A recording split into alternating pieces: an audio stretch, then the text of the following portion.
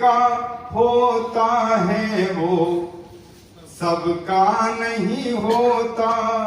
और शेर हाजिर है कि उस दौर में करते हो।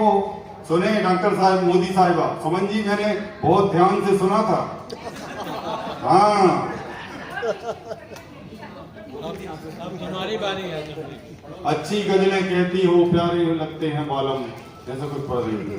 और चौधरी साहब भी पढ़ रहे थे तो मुझे याद आया था आदरणीय दादा कि मुद्दत के बाद वापस लौटा हूँ गांव अपने, कायम है अब भी जलवा गांव में चौधरी का। जिस तरीके से कविता वो पढ़ के गए थे। और देखिए कि दिल वालों की फितरत में दिखावा नहीं होता, जो एक का होता है वो सबका नहीं होता। और उस दौर में करते हो वफाओं की तुम उम्मीद। राष्ट्रीय अध्यक्ष जी, ध्यान चाहूंगा, जैसा माहौल है कि उस दौर में करते हो वफाओं की तुम उम्मीद, जिस दौर में अब बाप का बेटा नहीं होता, उस दौर में करते हो वफाओं की तुम उम्मीद। थैंक यू सर, बहुत बहुत बहुत शुक्रिया, बहुत नवाजे साहब सबकी, जी धन्यवाद धन्यवाद। दादा भी मालक बोल रहा सोई की हुई 500 भर होते। अच्छा नहीं लगेगा, नहीं आपसे लखन गर्दन लंबी करके आना अगली बार। जी जी।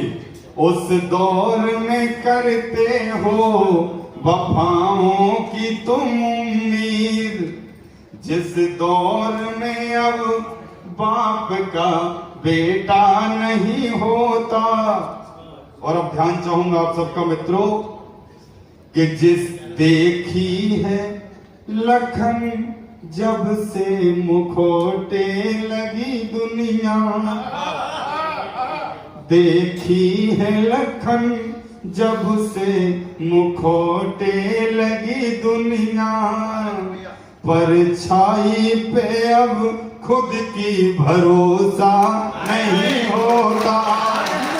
देखी है लखन जब से मुखोटे लगी दुनिया, परछाई। शुक्रिया। अब तो सीधे दे दो उसको।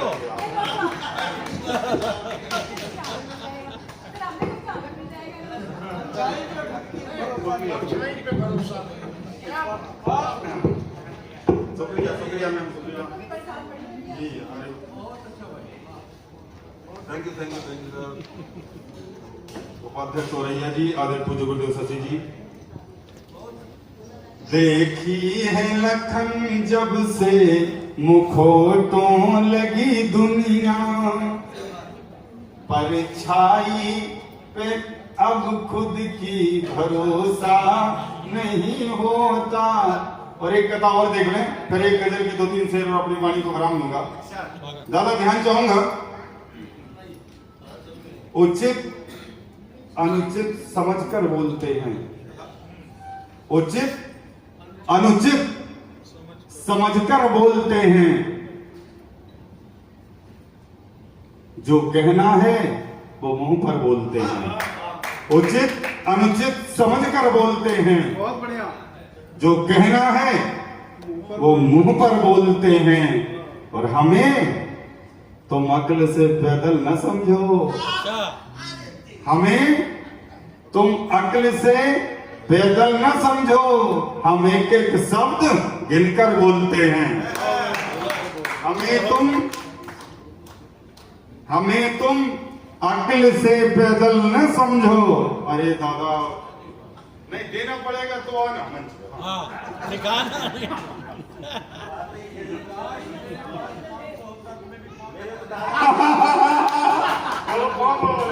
ये ऋषि जी बोल रहे हैं, काश मेरे पास 500 होता मैं भी पैर छुआ देता। क्या बात है। बात ही ऐसी हुई दादा, बड़ा जवाब दिया है। हाँ, वहीं से। तालियां बजाइए।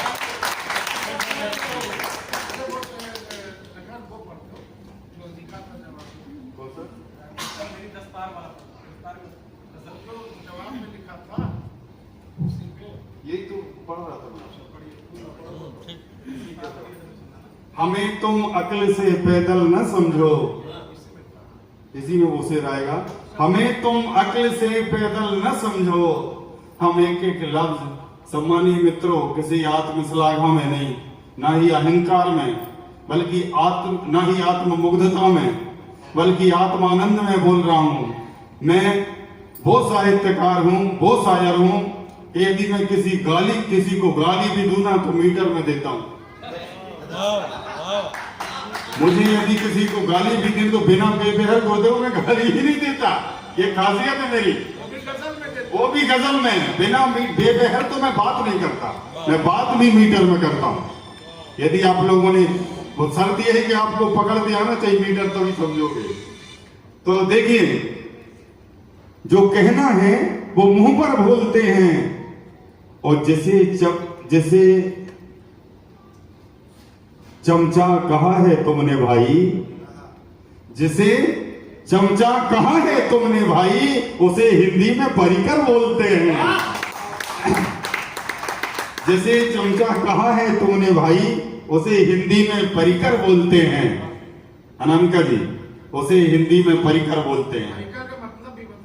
परिकर जो होता है, जो केंद्र है, केंद्र के चारों ओर जो व्यवस्था को थामे लिए हुए लोग होते हैं, वो परिकर कहलाते हैं। तो लखन डहरिया परिकर है शब्दाक्षर का।